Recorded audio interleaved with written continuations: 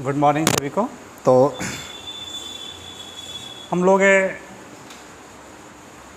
Asia country के बारे में अध्ययन कर रहे थे और एशिया का जो सार्क वाला पार्ट था, सार्क के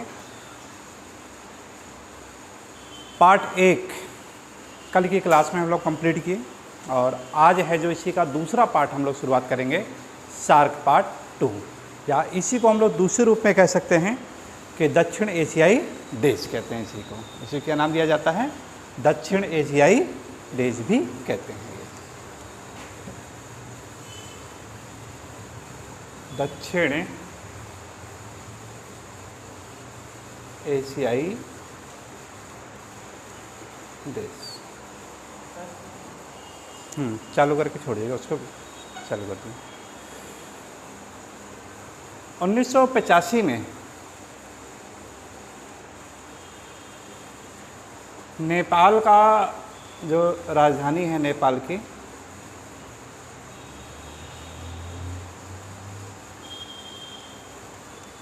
काठमांडू, वहीं पर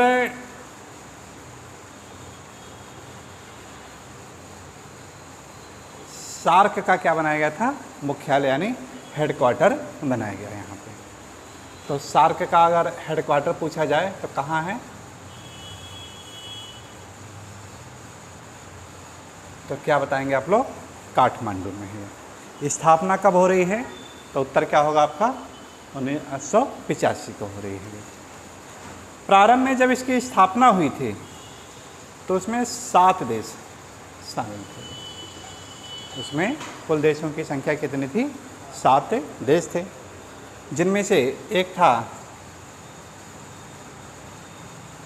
भारत, दूसरा पाकिस्तान, तीसरा है नेपाल और चौथा है भूटान, पांचवा आपका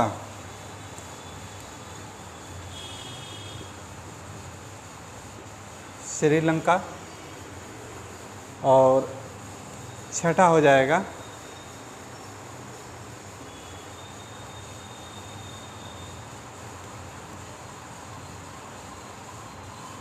मालदीव और 7वां है Bangladesh.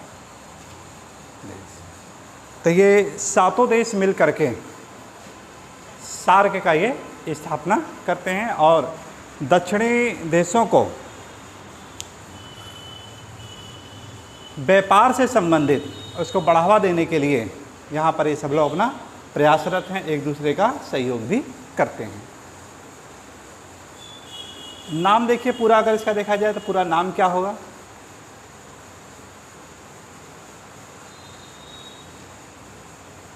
South Asia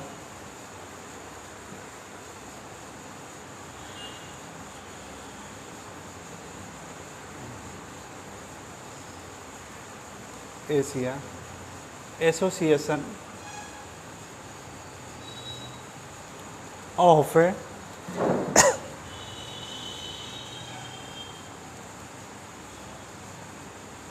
regional cooperation, या हिंदी में इसी को कहा जाता है दक्षिण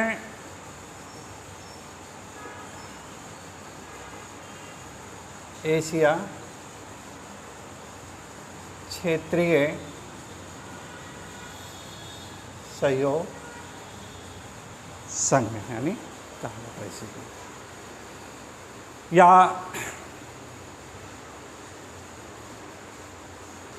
इसी को शॉर्टकट में कहते हैं हम लोग दक्षेस कहते हैं।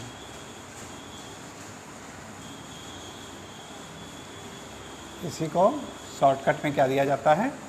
दक्षेस। हाँ, क्या कह रहे हैं?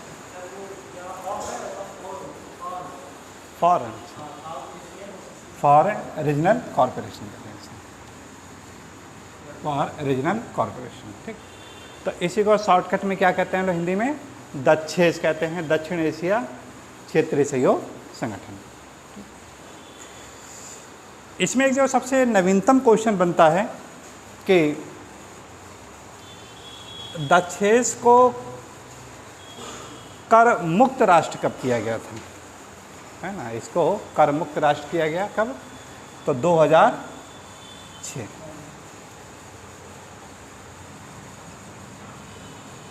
इसको कर मुक्त कर दिया। कर मुक्त का मतलब क्या है, ये देश आपस में एक दूसरे को व्यापार को बढ़ावा देंगे, उस पर कोई भी टैक्स नहीं लगेगा, यानी कोई भी व्यापारी इस तरह से आ रहा तो उसको कोई भी इस तरह से टैक्स नहीं देना पड़ेगा, ठीक है। तो इस तरह से इसको कर मुक्त यानी किया गया था। और जब देखिए कर मुक्त किया गया है तो उसी के बाद इसका एक युवा राष्ट्र, युवा देश, ये बहुत इंपॉर्टेंट क्वेश्चन आपका है, युवा देश है, इसमें और शामिल हो जाता है और उसे नाम दिया जाता है अफ़गानिस्तान। अफ़गानिस्तान सदस्यता कब ग्रहण कर रहा है, तो उत्तर क्या होगा, 2007 में ये सदस्यता ग्रहण करता है ये, ठीक। तो ये तो महत्वपूर्ण चीज़ें बातें हैं जो कि सार्क से रिलेटेड है। और इसी सार्क के संदर्भ में जो पहली वीडियो हम लोग इससे पढ़े थे, कल की क्लास में हम लोगों ने श्रीलंका के बारे में पूरा डिटेल पढ़ लिया था।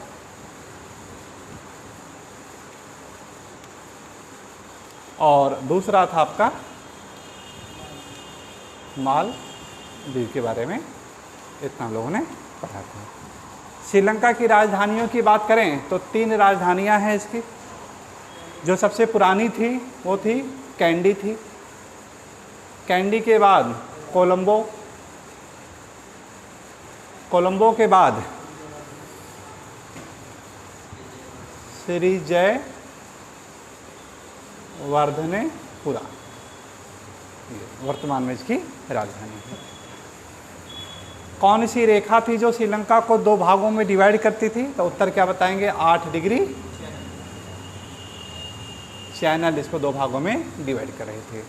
मध्य का भाग कैसा है, काफ़ी ऊंचा है, जैसे जैसे मध्य से तट की तरफ जा रहे हैं ऊंचाई यानी कम होती चली जा रही है। और इस प्रकार देखा जाए तो यहाँ पे आपका एक फसल के लिए जाना जाता है, वो क्या आपके चाय का उत्पादन काफ़ी ज़्यादा होता है। इसकी आकृति कैसी है, नारियल की भांति आपकी आकृति थी।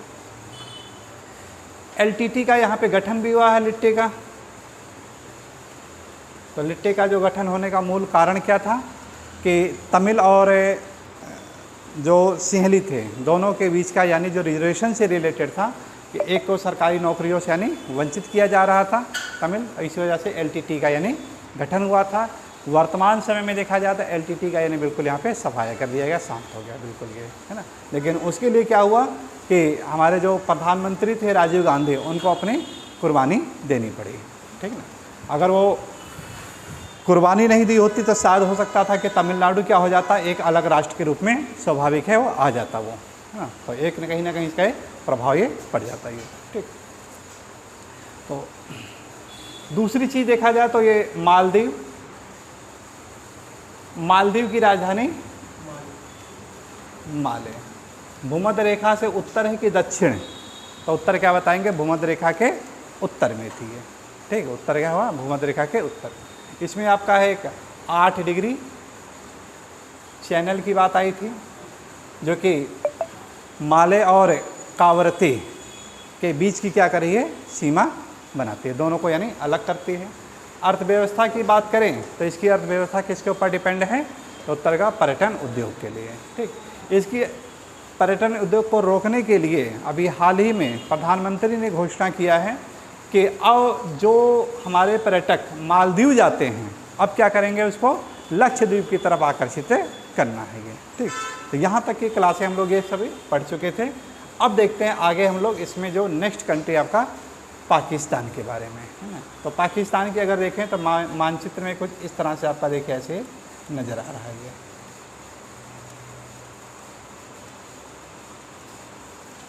तो ये भी देखा जाए तो 1947 से पहले यानी भारत का हिस्सा हुआ करता था, यानी भारतीय उपमहाद्वीप का ये पार्ट था हमारा ये, ठीक। तो इसी पाकिस्तान से रिलेटेड हम लोग इसका पूरा संपूर्ण अध्ययन करेंगे आगे।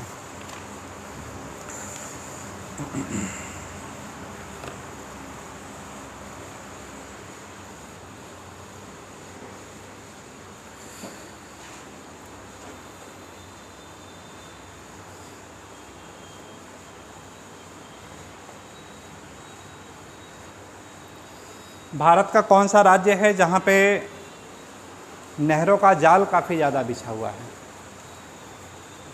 नहरों का जाल उत्तर प्रदेश का जो पश्चिमी हिस्सा है वो है। और इसके अलावा कहाँ पे है नहरों का जाल? पंजाब हरियाणा, है पंजाब हरियाणा क्षेत्र। और वही आपका जो सबसे लंबी नहर की बात करें तो क्या होगा आपका? इंदिरा नहर, है ना, इंदिरा गांधी नहर है ये, ठीक। और इसी तरह से अगर आपसे पूछा जाए कि नहरों का देश किसे कहते हैं तो उत्तर क्या होगा आपका? पाकिस्तान। यानी विश्व में सबसे ज़्यादा अगर नहरों की बात करें तो कहाँ पे है आपका? वो पाकिस्तान में है ना, नहरों का देश।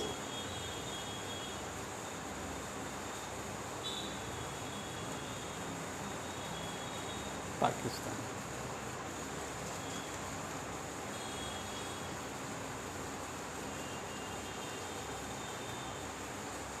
नहरों का देश इसी को कहा जाता है। मानचित्र में देखिएगा, ये आपका जो ये फिजिकल वाला मैप है इस तरह से ऐसे निकाल लीजिएगा। तो पाकिस्तान के पूर्वोत्तर क्षेत्र में एक पर्वत है हिंदू कुश पर्वत।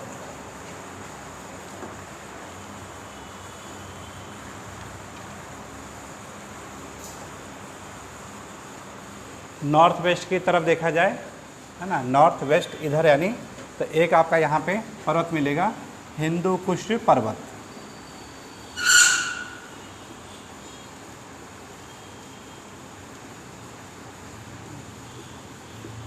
हिंदू कुश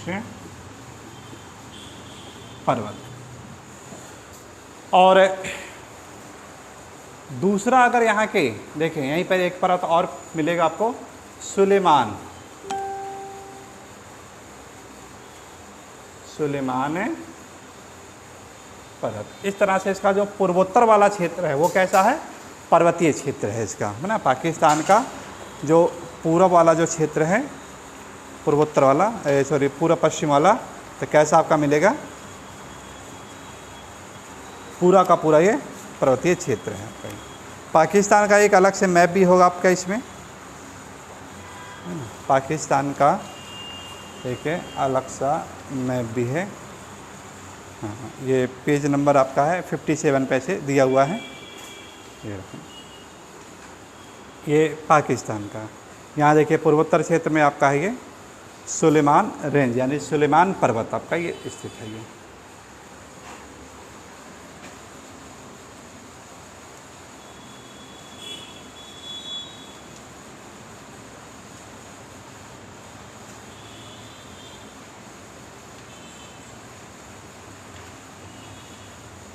सुलेमान पर्वत।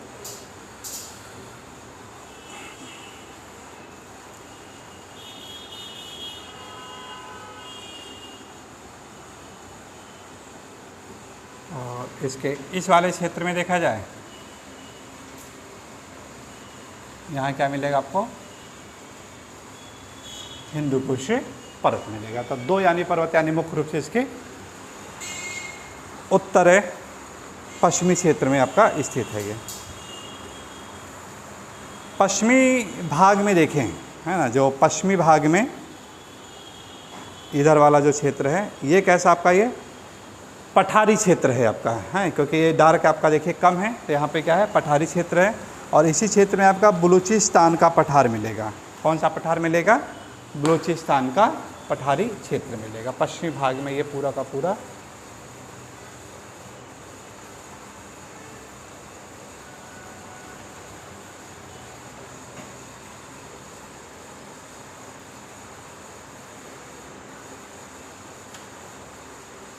बलूचिस्तान,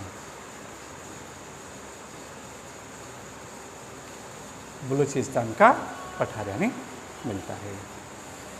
तो यहाँ से एक चीज़ निष्कर्ष देखिए क्या निकल रहा है कि पाकिस्तान का जो पश्चिमी वाला हिस्सा है वो कैसा है? पूरा का पूरा पर्वतीय और पठारी है।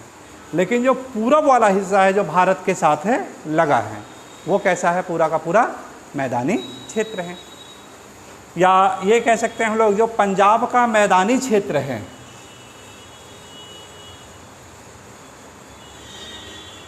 पंजाब का मैदान जिसे कहते हैं लोग, ठीक है, पंजाब का मैदान। इसका जो पूर्वी भाग भारत में पड़ जाता है और पश्चिमी भाग कहाँ पे आ जाएगा, ये पाकिस्तान में आ जाता है। जो कि पंजाब है 5 नदियों का एक सम्मिलित रूप जाना जाता है। मुख्य नदी की बात करें यहाँ पे, तो इसकी जो सबसे बड़ी नदी है आपकी मुख्य रूप से वो कौन सी है, सिंधु नदी है, सिंधु नदी। और सिंधु की सबसे बड़ी सहायक नदी है, उसका नाम क्या है, चेनाब नदी है। इसी की जो सबसे लंबी नदी है उसका क्या नाम है, चेनाब। अब चेनाब की 2 प्रमुख सहायक नदियाँ आ जाती हैं। एक है इसमें रावी नदी और दूसरी आ जाती है झेलम। 2 प्रमुख नदियाँ। और जो सिंधु में मिलने वाली जो नदी है इसके अलावा वो आपका है सतलज नदी। और सतलज में ही एक नदी आकर के और मिल जाती है, ब्यास नदी। और इस प्रकार यहाँ से क्या देखिए निष्कर्ष निकलता है कि जो सिंधु की जो सहायक नदियाँ हैं,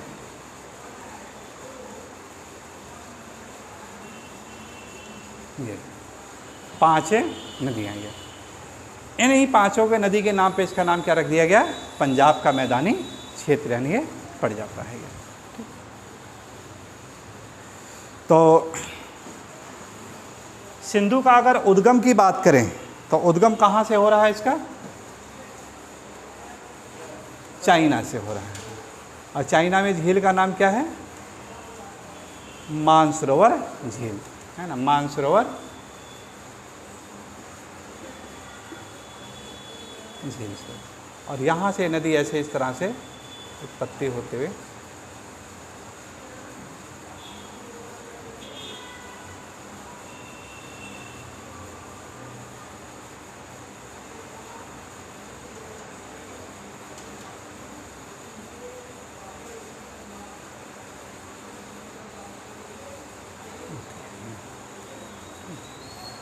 और इस प्रकार जो अरब सागर है, वहीं अरब सागर में क्या करती है, डेल्टा का निर्माण करती है।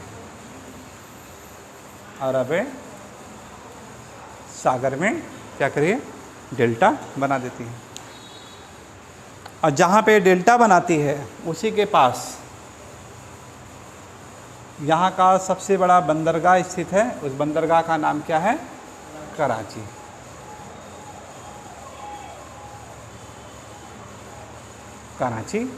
कराची अधिवेशन भी हुआ था कांग्रेस का, कब हुआ था, 1931 में हुआ था। कराची अधिवेशन कब हुआ, 1931 में हुआ है। अध्यक्ष किसको बनाया गया था 1931 में, जवाहरलाल नेहरू जेल में सरदार वल्लभ भाई पटेल, क्योंकि बड़े बड़े नेताओं को सबको जेल कर दिया गया था। महात्मा गांधी कहाँ चले गए थे, लंदन चले गए थे, ठीक, गोलमेज सम्मेलन में। तो इस प्रकार यहाँ पे सरदार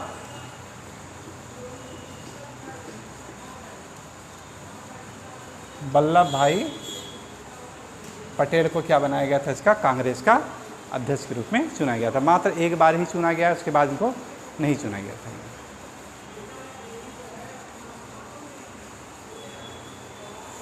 अब कराची की बात करें तो ये पॉपुलेशन के दृष्टिकोण से भी यहाँ का सबसे बड़ा नगर है। पॉपुलेशन में भी देखा जाए तो यहाँ का सबसे बड़ा नगर है आपका ये। जो रावी नदी है, रावी नदी के तट पे स्थित है लाहौर।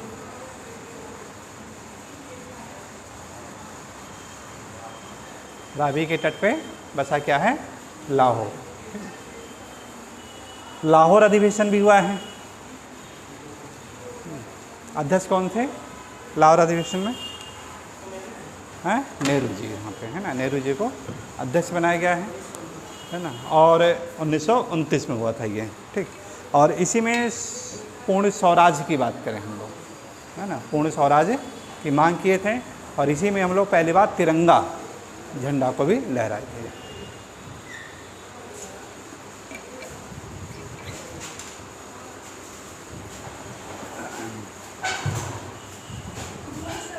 आइए, गुड मॉर्निंग। तो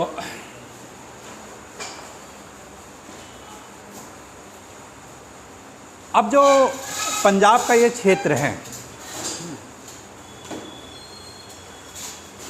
यहाँ अगर जलवायु की बात करें हम लोग, क्लाइमेट की,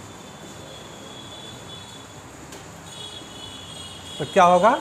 मानसूनी जलवायु है। कैसी जलवायु है यहाँ की? मानसूनी जलवायु है, उष्णकटिबंधीय मानसूनी जलवायु, उष्ण कटिबंधीय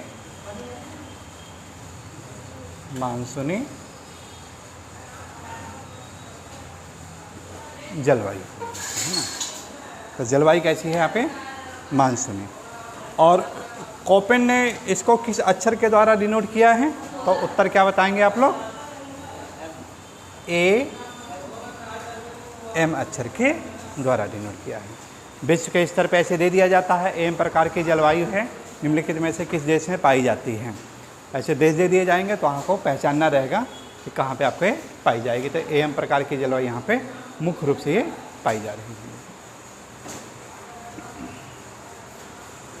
जो मरुस्थल की बात करें हम लोग, है ना, मरुस्थलीय क्षेत्र की अगर देखा जाए तो जो थार मरुस्थल है, जो कि भारत का सबसे बड़ा मरुस्थल है। थार कोई गाड़ी भी है क्या? क्या विशेषता है इस गाड़ी की? थार गाड़ी भी है ना, क्या विशेषता होती है इस गाड़ी की?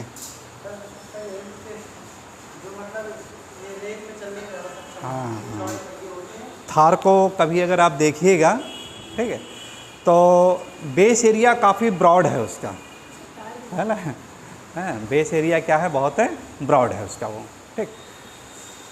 जब यहाँ अपने यहाँ रोडों पे चलती है तो पता चलता है एक गाड़ी जा रही है, पूरा रोड को घेर के जा रही है, उसको ओवरटेक करना बड़ा मुश्किल हो जाता है, बड़ी समस्या आती है ओवरटेक करने में ये। लेकिन एक और विशेषता इसका है कि जो कीचड़ वाला एरिया हो कहीं पर भी, उसको पार करने में सक्षम होता है, ये धंसता नहीं है वो जल्दी वहाँ पे, है ना। हाँ, एरिया, टायर का एरिया भी उसमें ब्रॉड है वो, है ना। तो इस पर धरातल में प्रेशर है क्या होगा? वो कम लगता है वो, कि एरिया बेस क्या है उसका, वो ज़्यादा है वो, ठीक ना।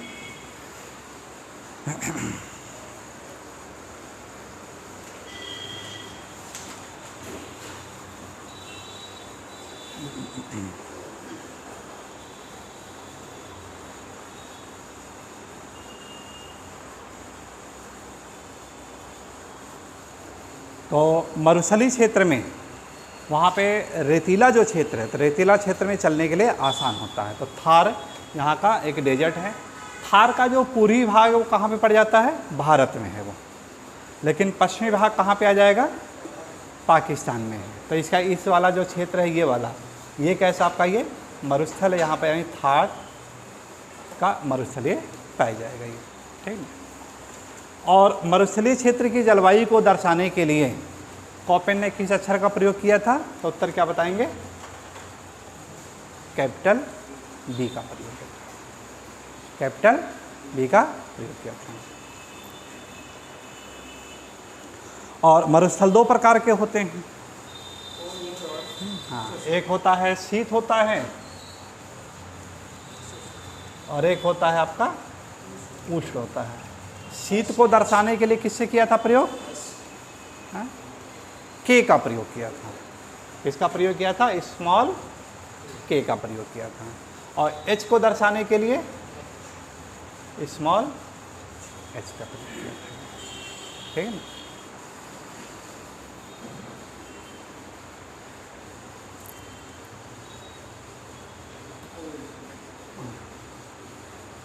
और ये मध्य अक्षांशीय क्षेत्र होते हैं, ठीक ना, क्योंकि कर्क रेखा के आसपास है तो थोड़ा सा यानी भूमध्य रेखा से उत्तर की तरफ ही जाएगा। तो इसी को इन्होंने एक अक्षर कैपिटल बी एस और उसी में ले लिया था आपका एक एच ले लिया था, है ना, बी एस एच और बी एस के कर लिया था, दो भागों में डिवाइड किया था। और फिर इसी में एक आपका जाता है बी डब्लू एच करके आया था ये, ठीक, और बी डब्लू के, तो के का मतलब नहीं है। तो यहाँ पे जो जलवायु पाई जाएगी आपकी क्या है, ये दो तरह की यानी मूल रूप से जलवायु पाई जाती है जो कि मरुस्थल क्षेत्र से संबंधित होता है।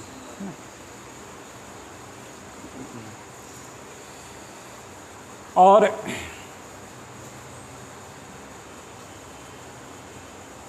एग्रीकल्चर की बात करें हम लोग तो किस प्रकार का देश है ये, कृषि प्रधान देश है।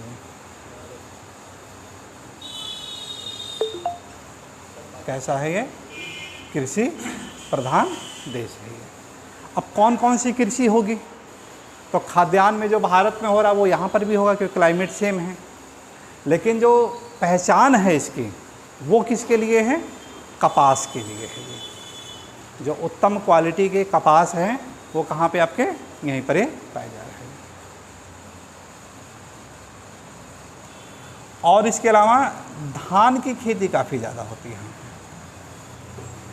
जो धान का उत्पादन वो क्या है, काफ़ी अच्छा है। क्यों, क्योंकि दवा वाला क्षेत्र है, मैदानी क्षेत्र है, दलदली क्षेत्र है ना, तो वहाँ पे काफ़ी ज़्यादा है धान का, यानी मूल रूप से।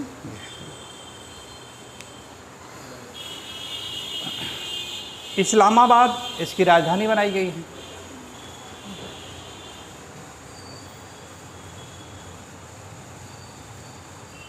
इस्लामाबाद इसकी राजधानी, ये है कहाँ पे, तो उत्तर क्या होगा आपका, उत्तरी क्षेत्र में है।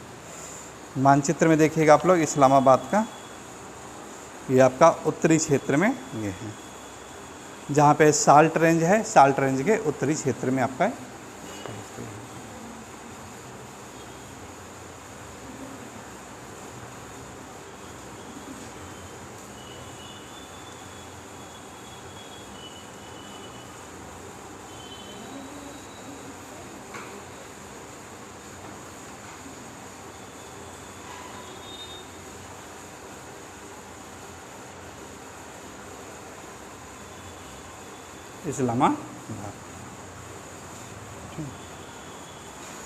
इस्लामाबाद के साउथ में अगर पर्वत की बात करें तो वहाँ पे कौन सा पर्वत पाया जाता है, साल्ट रेंज, ठीक, साल्ट रेंज।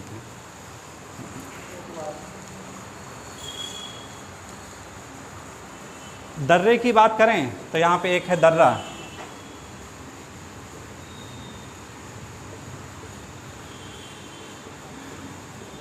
खैबर दर्रा, ये बहुत इम्पोर्टेंट है आपका, इतिहास में भी आता है नाम इसका, खैबर दर्रा, ठीक है।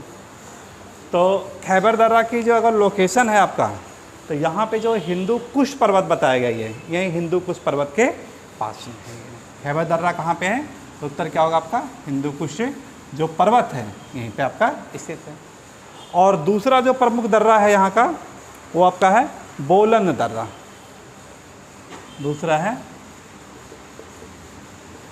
बोलन दर्रा। वहीं पे एक पहाड़ी है किरथर, किरथर की पहाड़ी, उसी किरथर की पहाड़ी पर आपका बोलन दर्रा। तो खैबर और बोलन यानी प्रमुख यहाँ के एक दर्रे के रूप में जाने जाते हैं, ठीक। और इसी खैबर दर्रे से ही जो अफ़गानों का अटैक होता था, क्योंकि अफ़गानिस्तान का बॉर्डर यहीं पे पड़ जाता है, तो अफ़गानों का क्या यहाँ से अटैक यानी काफ़ी ज़्यादा हुआ था।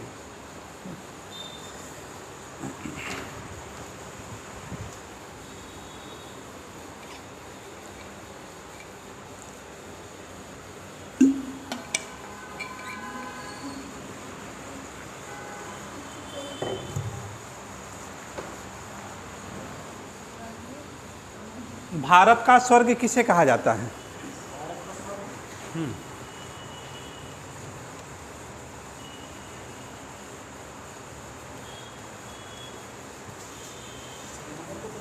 श्रीनगर को, कश्मीर घाटी, ठीक। स्वर्ग है, स्वर्ग है, स्वर्ग है, किसने कहा था ये स्वर्ग है, स्वर्ग है, यही है? मुगल शासक है कोई?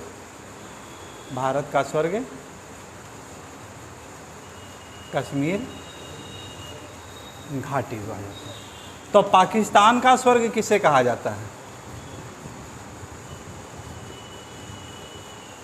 पाकिस्तान का स्वर्ग किसे कहा गया है? तो उत्तर क्या होगा आपका? स्वात घाटी, स्वात घाटी। तो जहाँ पे देखिए आपका ये उत्तर पश्चिमी सीमा प्रांतीय क्षेत्र है ना,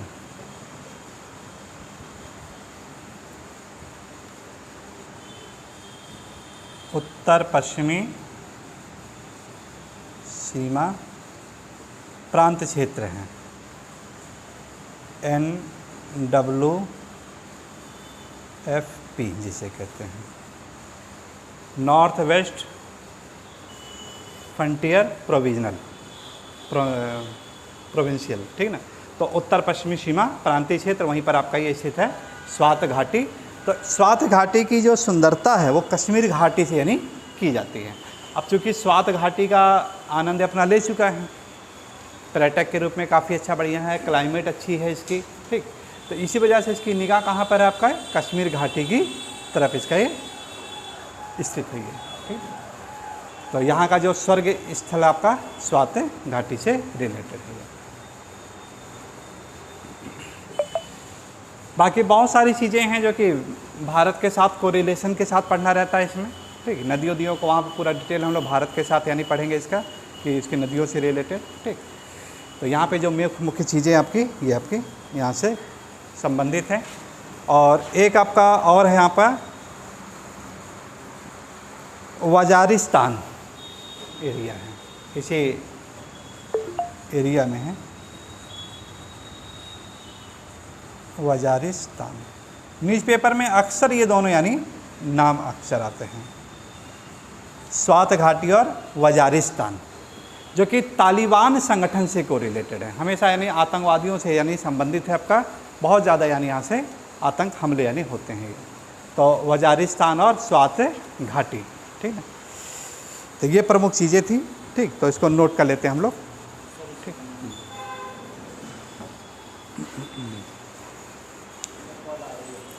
जाने दीजिए कोई बात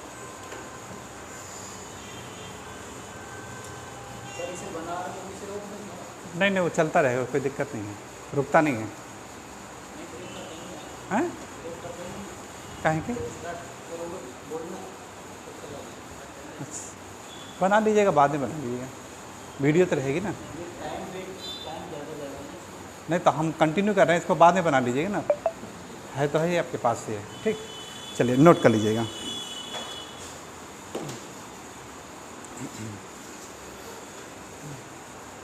तो पहले आप थोड़ा सा सार्क के बारे में लिखवा देते हैं, ठीक। हेड डालिएगा, सार्क के बारे में लिखिए।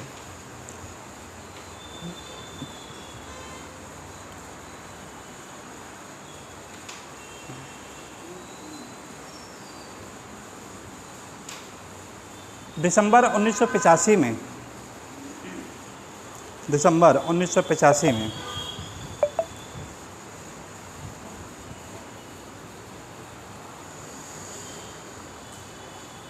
7 देशों ने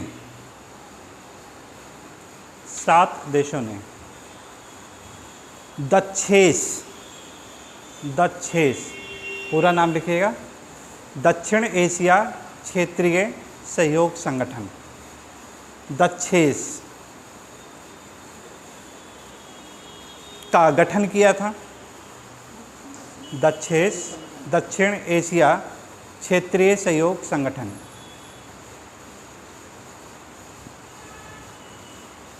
का गठन किया था,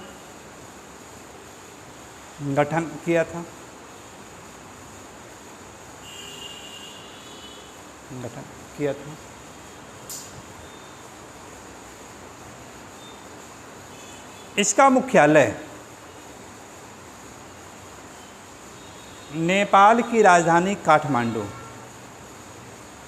नेपाल की राजधानी काठमांडू में स्थापित की गई।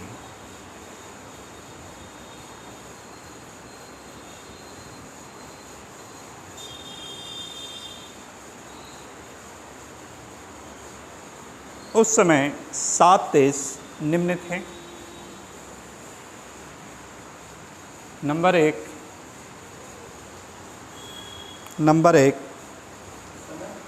7 देश निम्न थे। Number 1 Bharat, number 2 Pakistan, number 3 Nepal, number 4 Bhutan, number 5 Bangladesh, number 6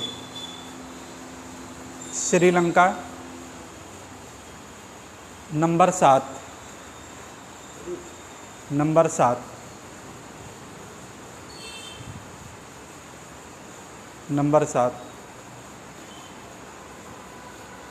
Maldives, number 7 Maldives. 1 minute थोड़ा रोक दीजिएगा इसको। तो इस प्रकार इसके यानी 7 देशों ने मिलकर के इसकी स्थापना की थी, है ना। मुख्यालय कहाँ बनाया गया था? काठमांडू में, ठीक। 2006 में इसी को कर मुक्त कर दिया गया था, लिखिएगा आप, है ना। 2006 में 2006 में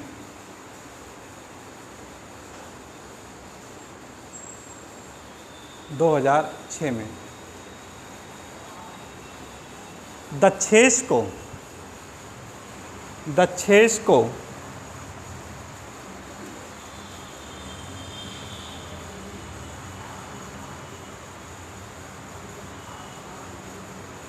व्यापार मुक्त क्षेत्र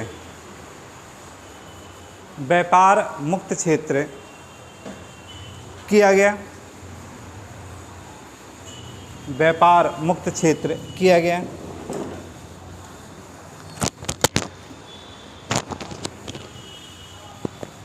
इसके पश्चात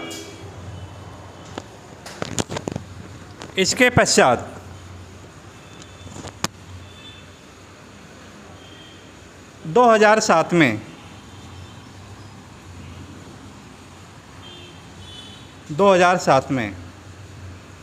सार्क का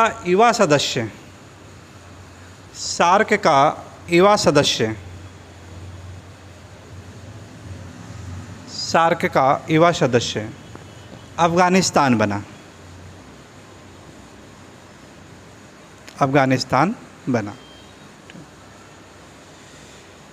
तो कल हम लोग 2 देशों के बारे में लिखे थे, श्रीलंका और मालदीव। आज तीसरा देश का लिखिएगा पाकिस्तान, हेडिंग डालिएगा पाकिस्तान।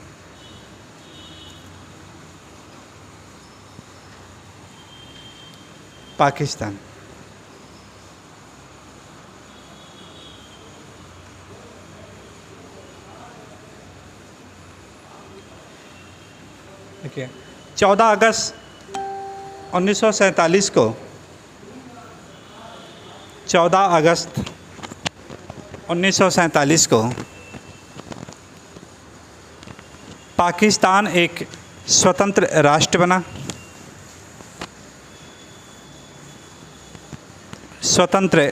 बना।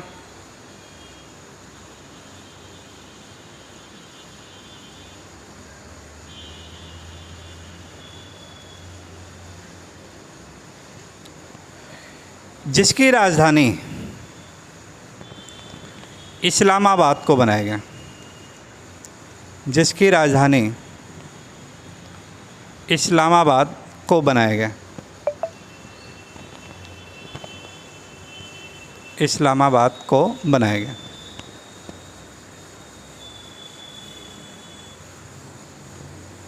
पाकिस्तान का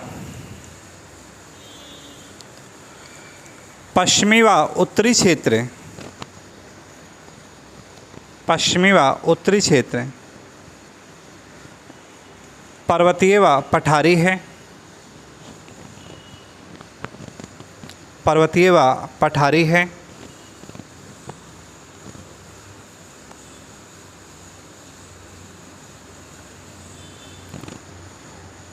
उत्तर पश्चिमी भाग में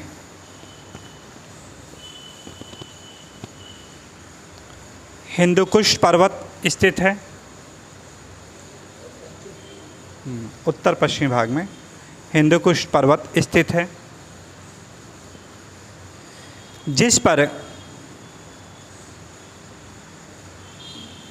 खैबर दर्रा स्थित है। खैबर दर्रा स्थित है।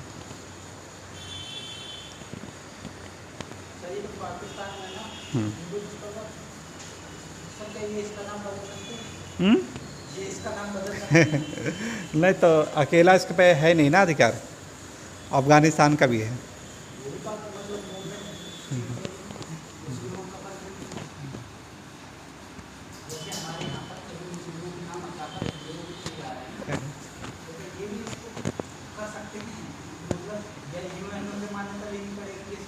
नहीं तो प्राकृतिक चीज़ है ना, प्राकृतिक का नहीं कर पाएंगे इसमें।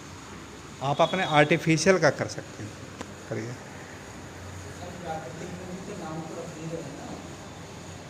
प्राकृतिक का जल्दी नाम चेंज नहीं करते जब तक वहाँ से किसी विवाद का ये कारण ना बने, है ना। जो नेचुरल चीज़ होती है उसका इतनी जल्दी नहीं कर पाएंगे।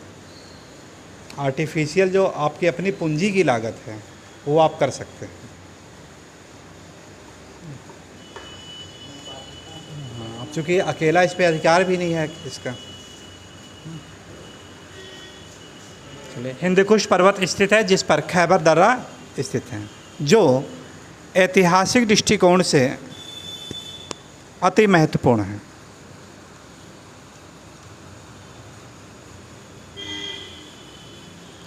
ऐतिहासिक दृष्टिकोण से अति महत्वपूर्ण है।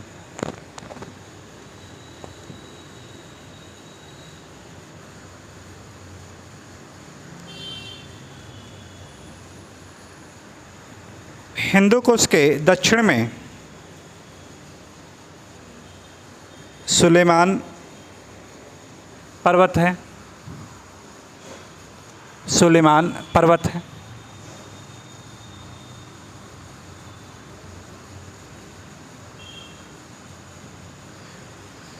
इसके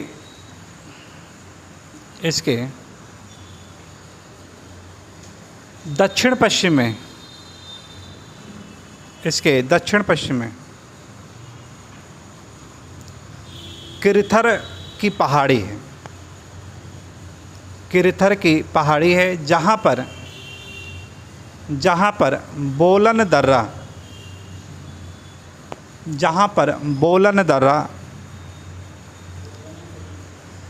गोलन तो बाद में है इसका, बोलन दर्रा स्थित है। इसके अतिरिक्त यहाँ पर गोलन दर्रा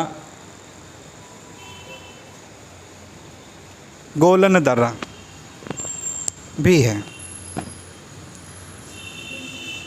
गोलन दर्रा भी है।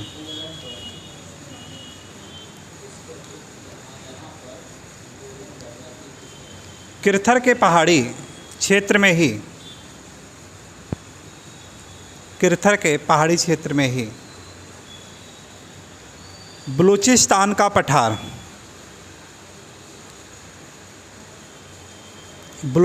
का पठार विस्तृत है, जो खनिज संसाधन के दृष्टिकोण से महत्वपूर्ण है।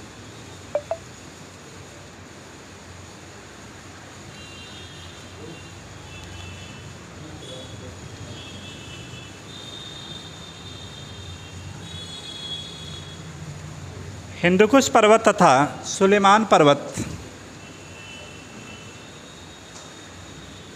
हिंदुकुश तथा सुलेमान पर्वत के उत्तर पश्चिमी सीमा प्रांत में स्वात घाटी है।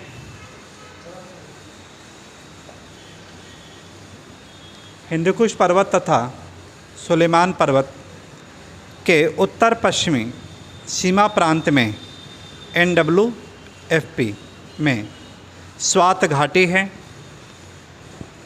स्वात घाटी है जिसे पाकिस्तान का स्वर्ग कहा जाता है।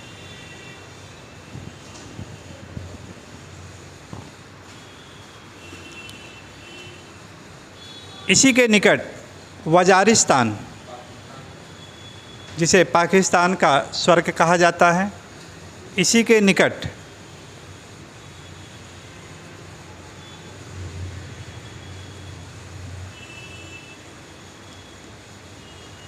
वजारिस्तान, इसी के निकट वजारिस्तान स्थित है।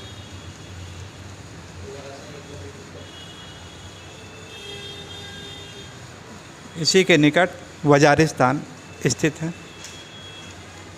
स्वात घाटी तथा वजारिस्तान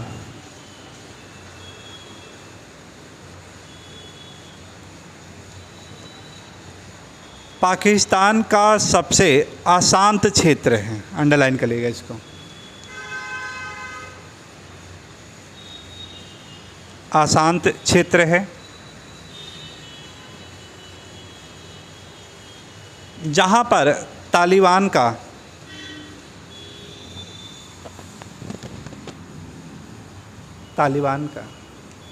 भय का आतंक रहता है। भय का आतंक रहता है।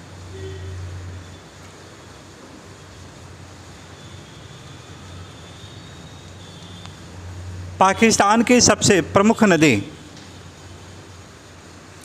सिंधु नदी है।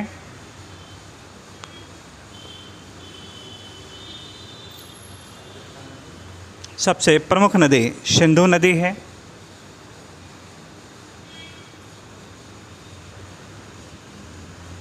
सिंधु नदी है जो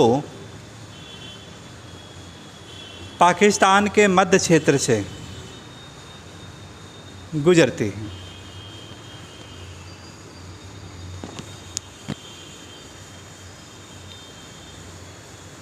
इसी नदी के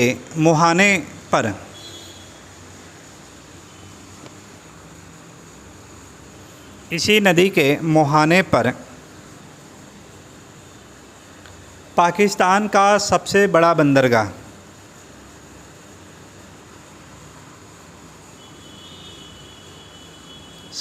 बंदरगाह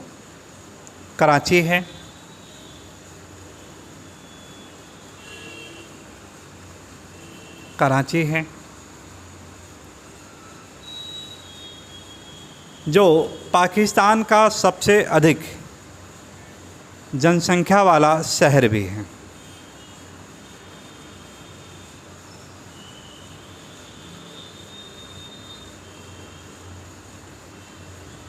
पाकिस्तान का सबसे अधिक जनसंख्या वाला शहर भी है।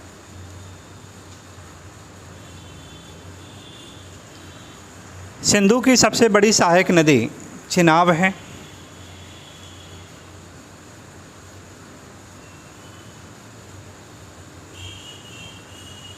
सिंधु की सबसे बड़ी सहायक नदी चिनाब है। चिनाब, रावी, झेलम, सतलज तथा ब्यास,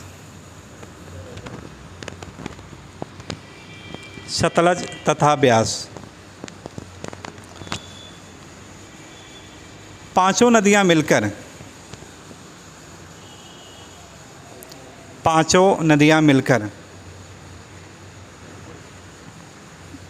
पंजाब के मैदानी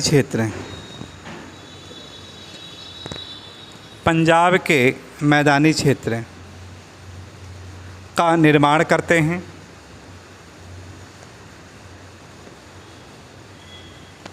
जिसका पूर्वी भाग भारत में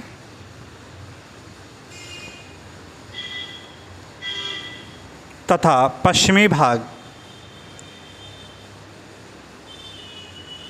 पाकिस्तान में है।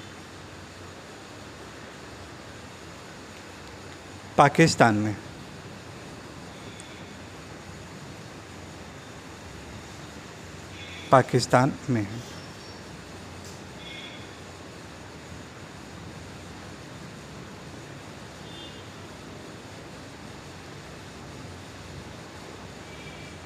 पाकिस्तान का प्रमुख मरुस्थल थार का मरुस्थल है।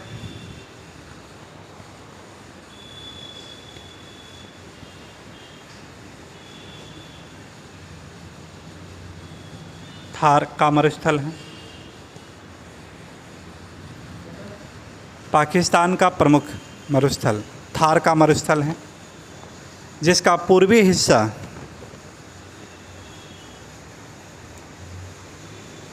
भारत में तथा पश्चिमी हिस्सा पाकिस्तान में है।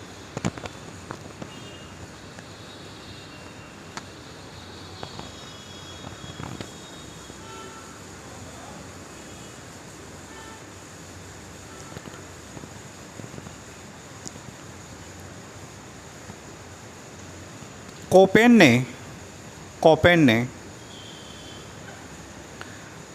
पाकिस्तान के थार मरुस्थलीय क्षेत्र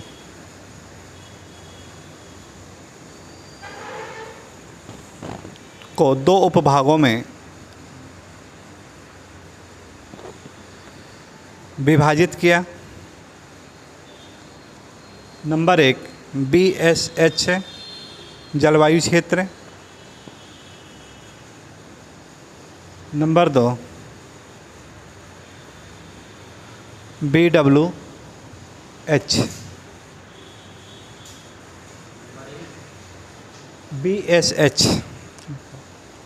BSH जलवायु क्षेत्र, नंबर 2 BWH जलवायु क्षेत्र।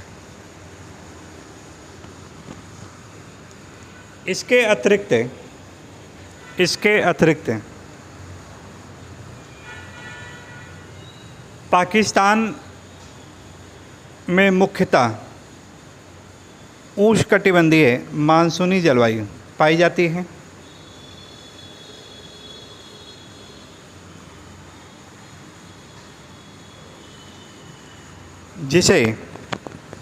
जिसे AM अक्षर के द्वारा प्रदर्शित करते हैं। AM अक्षर के द्वारा प्रदर्शित करते हैं।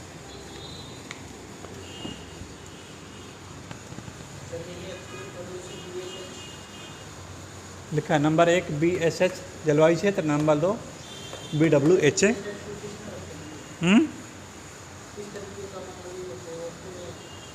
एक है आर्द्र है, एक है शुष्क रहता है।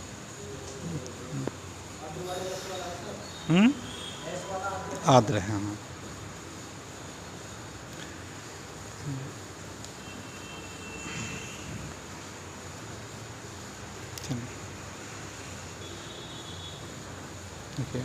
पाकिस्तान एक कृषि प्रधान देश है, जिसकी अर्थव्यवस्था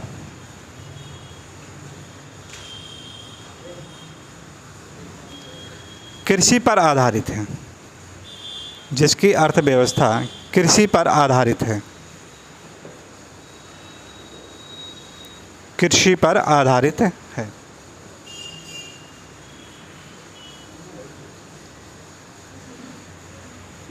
यहाँ की सबसे प्रमुख फसल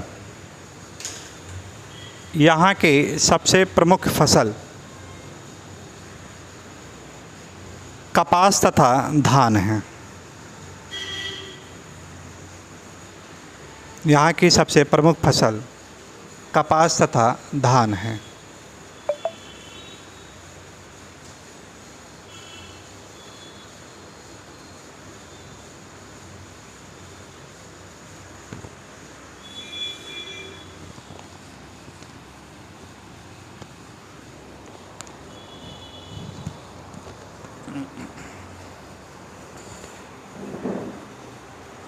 तो यहाँ का जो सबसे बड़ा अगर नगर की बात करें तो नगर कौन होगा इसका, तो उत्तर क्या बताएंगे, कराची।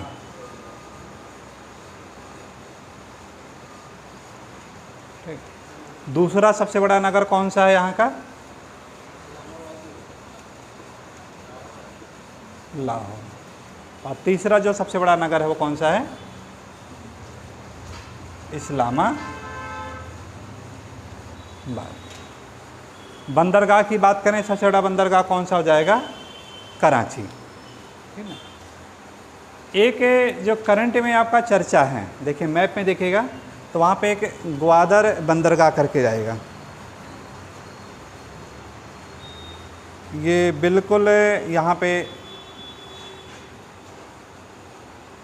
जहाँ पे अरेबियन सी है, बिल्कुल पश्चिमी भाग में ऐसे लिखा है ग्वादर बंदरगाह,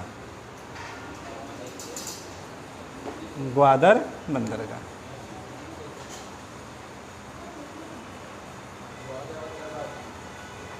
ये बहुत चर्चा का विषय है। ग्वादर बंदरगाह का जो विकास किया है भारत ने किया है, भारत ने किया है ग्वादर बंदरगाह का विकास।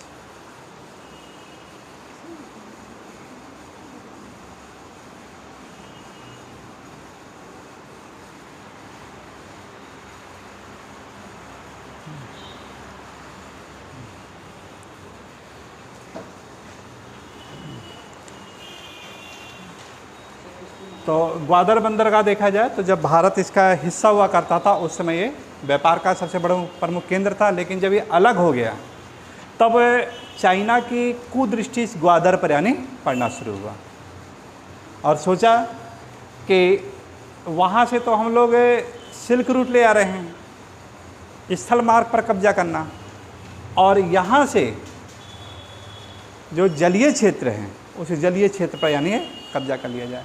तो इस समय प्रेजेंट टाइम की अगर कंडीशन देखा जाए तो ग्वादर क्षेत्र है वो क्या है, पूरा का पूरा पाकिस्तान के जो एरिया है तो किसके नियंत्रण में आ जाएगा? वो चाइना के नियंत्रण में है इस समय, है ना। पूरा का पूरा कौन है, मिला कि नहीं ग्वादर?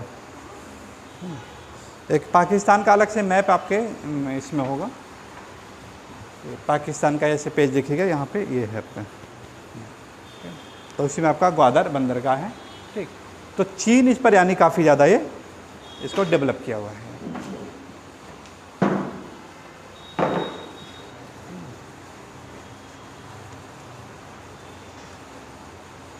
इसके अलावा जैसे भारत में है पोखरन परमाणु क्षेत्र, यहाँ पर आपका है काहुटा,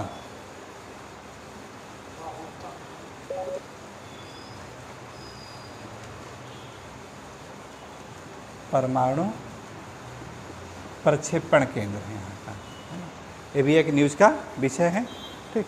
कि जैसे पोखरन आपका चर्चा का विषय बना रहता है, उसी तरह से आपका है परमाणु क्षेत्र आपका काहुटा। और खुशाब,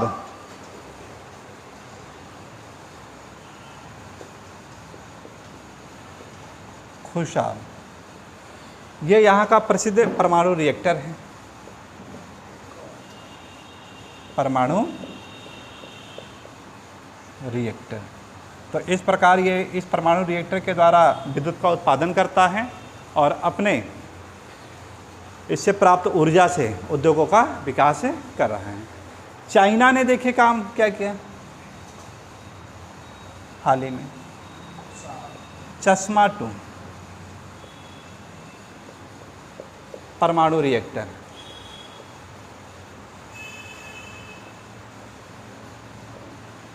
परमाणु और रिएक्टर का विकास किया। और दूसरा आपका है ड्रैगर भाषा,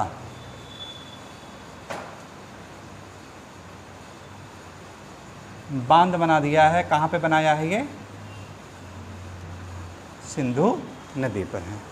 तो इस तरह से इसको क्या कर रहा है ये कि ऊर्जा से काफ़ी ज़्यादा परिपूर्ण कर रहा है, और पूरा का पूरा सहयोग यानी कौन दे रहा है ये? चाइना इसका पूरा सहयोग कर रहा है ये। तो इससे यहाँ पे उद्योगों को भी बढ़ावा देना, ये सब चीज़ें।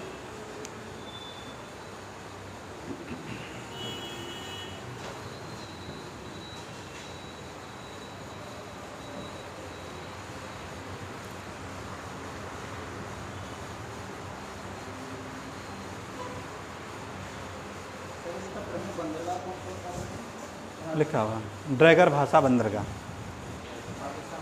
2 बंदरगाह हैं, एक है आपका कराची और दूसरा आपका ग्वादर। ग्वादर का विकास अब प्रेजेंट टाइम में चाइना ने कर दिया इसका काफ़ी ज़्यादा।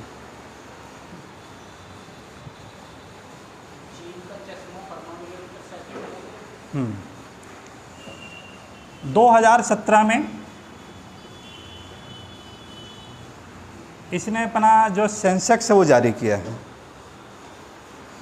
ना। और सबसे बड़ी बात है कि जो सेंसेक्स है 19 सालों के बाद जारी किया था ये। इसने अपना जो सेंसेक्स है कब जारी किया है? 2017 में, 19 सालों के बाद। और जनसंख्या उस समय दिखा रहा था इसका 20.77 करोड़।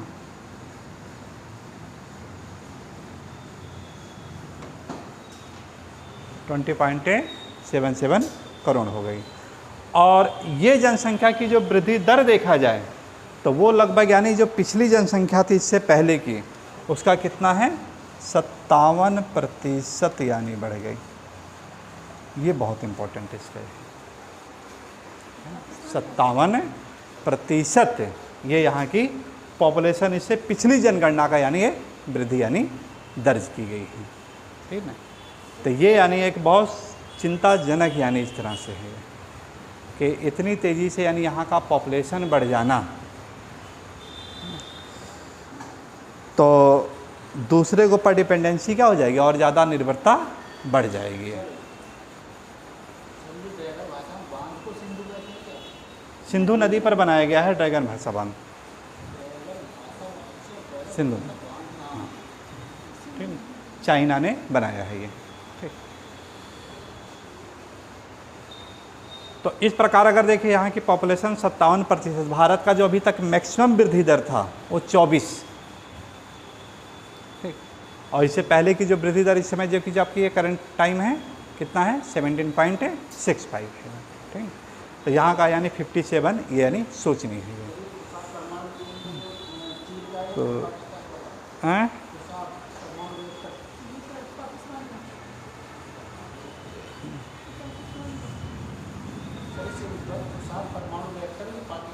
नहीं, ये पहले बना था परमाणु रिएक्टर, बाद में इसने चाइना ने दोनों डेवलप किया है। ये मतलब चीन ने बनाया है या पाकिस्तान ने बनाया? चीन ने ही बनाया है, चीन के सहयोग से बना है।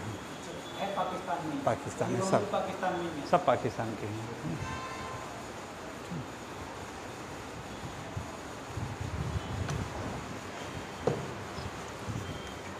चलिए नोट कर लेते हैं इसको।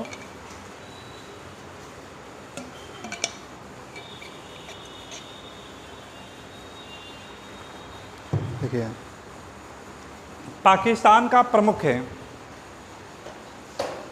परमाणु प्रक्षेपण केंद्र काहुटा है, काहुटा है। पाकिस्तान का प्रमुख है परमाणु प्रक्षेपण केंद्र काहुटा है।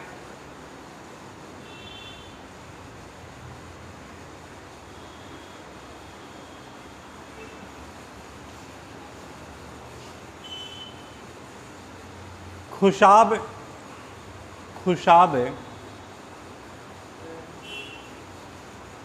पाकिस्तान का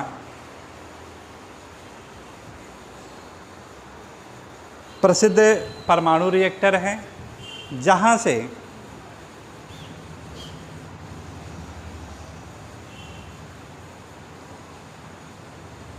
ऊर्जा का उत्पादन करके उद्योगों को विकास किया गया, उद्योगों को विकास किया गया।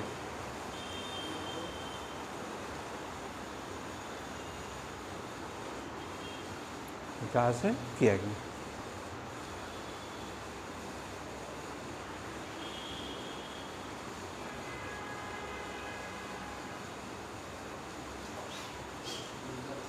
हाल ही के दिनों में चीन के सहयोग से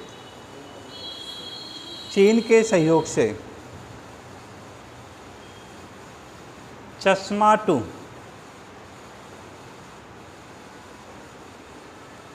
2 परमाणु रिएक्टर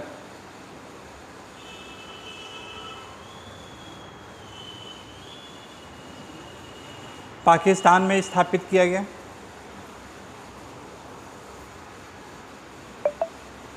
इसके अतिरिक्त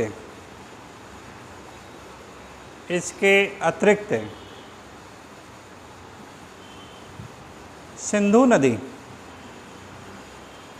नदी पर चीन के सहयोग से ही ड्रैगर भाषा बांध,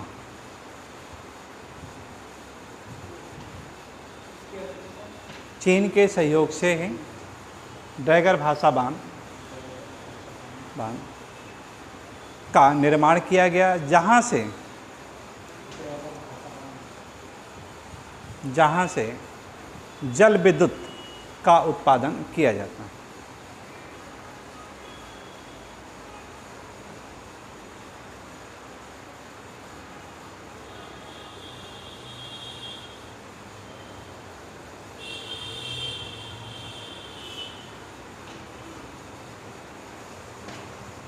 पाकिस्तान के दक्षिण पश्चिमी छोर पर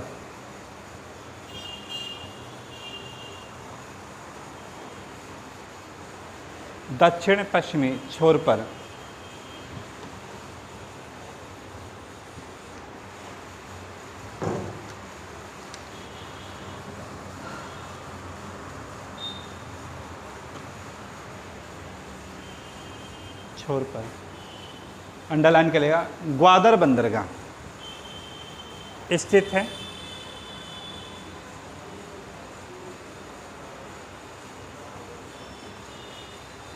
जिसका हाल ही के दिनों में चीन ने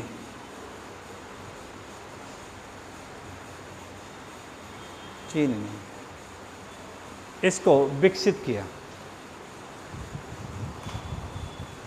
चीन ने इसे विकसित किया,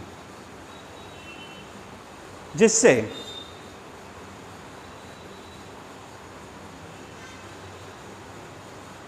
भारतीय क्षेत्र पर अपना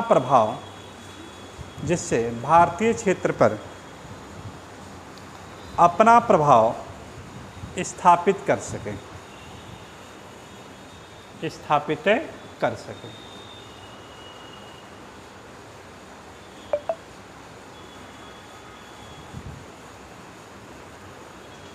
पाकिस्तान की सबसे मूल समस्या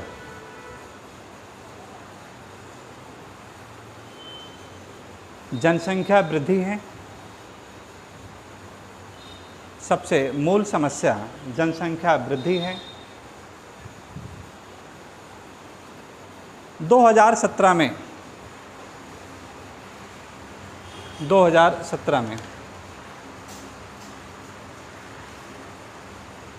19 वर्ष के पश्चात जनगणना की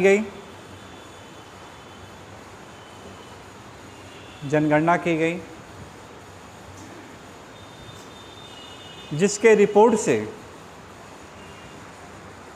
वहाँ की कुल जनसंख्या 20.7 करोड़ है, जो 20.7 करोड़ है, जो पिछली जनगणना का 57% वृद्धि है। पिछली जनसंख्या का 57% वृद्धि है।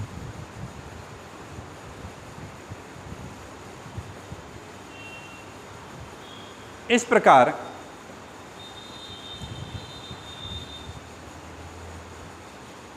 सुचारू शिक्षा व्यवस्था, रोजगार,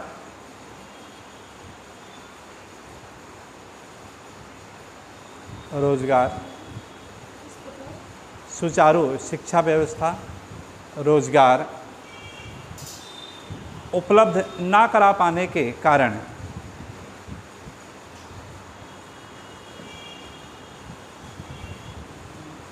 यहाँ के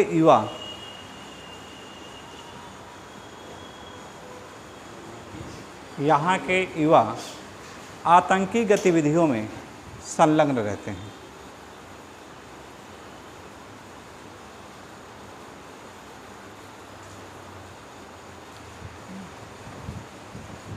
ये देखिए सबसे बड़ा एक जो मूल समस्या है ये यहाँ पे है, ये ठीक है ना।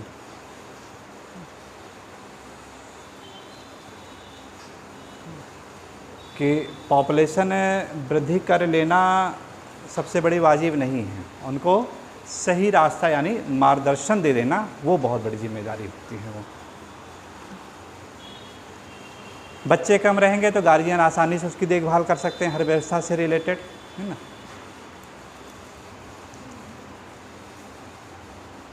और लेकिन गार्जियन भी क्या समझते हैं कि जो काम हम नहीं कर पाए हैं, चलिए ठीक है, वो बच्चे यानी उम्मीद लगा लेते हैं कि अर्थव्यवस्था का यानी एक उनको एक एसेट्स का जागीर समझ लेते हैं, संपत्ति का उनको जागीर समझ लेते हैं।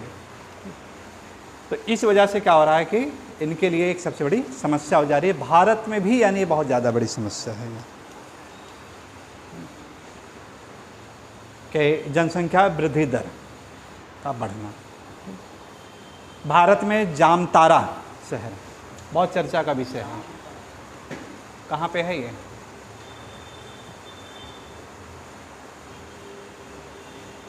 न्यूज़ में अक्सर विषय का विषय बना था जामतारा। पारसनाथ की पहाड़ी ये कहाँ है?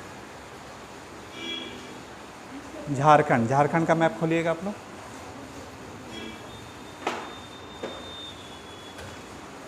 झारखंड का मैप,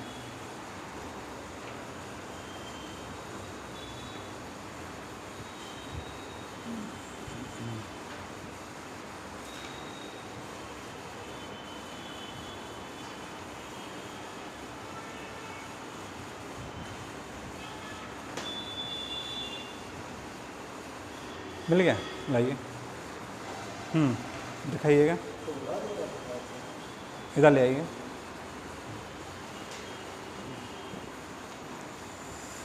ये झारखंड, और झारखंड का जो सबसे पूर्वी क्षेत्र वाला एरिया आइएगा, तो वहीं पे देखिए आपका एक राजमहल की पहाड़ी मिलेगी आपको।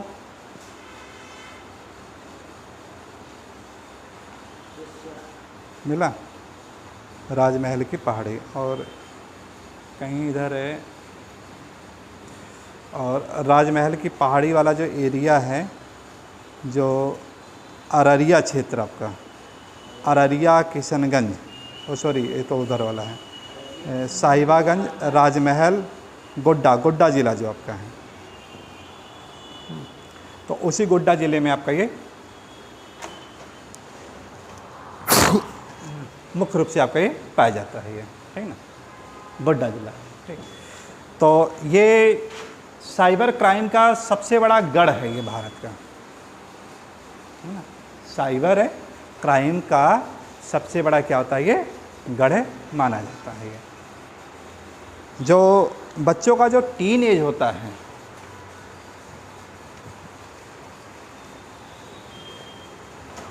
थर्टीन टू 19,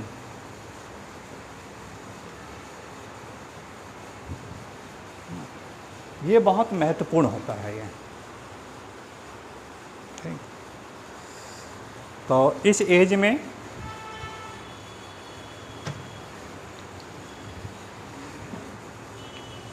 बच्चों में हार्मोन्स का डेवलपमेंट बहुत तेज़ी से होता है, और गार्जियन क्या सोचते हैं कि बच्चा हमेशा क्या करे, मेरे अकॉर्डिंग वर्क करें, जैसा मैं कहूँ वैसा यानी वो करेगा। और बच्चा क्या होना चाहता है, उनसे स्वतंत्र होना चाहता है वो, बच्चा उनसे स्वतंत्र होना चाह रहा है। और इसी के कारण ये बच्चे क्या होते हैं, गार्जियन से दूरी बना लेते हैं। यानी एक है लिबर्टी चाह रहा है, और एक क्या है, उसको लिबर्टी देना नहीं चाह रहा है, क्योंकि गार्जियन जानता है कि इस एज में बच्चे यानी बिगड़ने की संभावना ज़्यादा रहती है। बच्चा डिमांड कर रहा है मोबाइल की, गार्जियन है मोबाइल नहीं देना चाहता है। बच्चा यानी चाह रहा है कि बढ़िया बढ़िया अच्छे अच्छे यानी कपड़े पहने, गार्जियन उसको अच्छे कपड़े नहीं देना चाह रहा। बच्चा चाह रहा है कि बढ़िया बढ़िया बाइक मिले अच्छी सी चलाने के लिए, वो सब शौक़ यानी से, और गार्जियन उससे दूरी बना लेते हैं।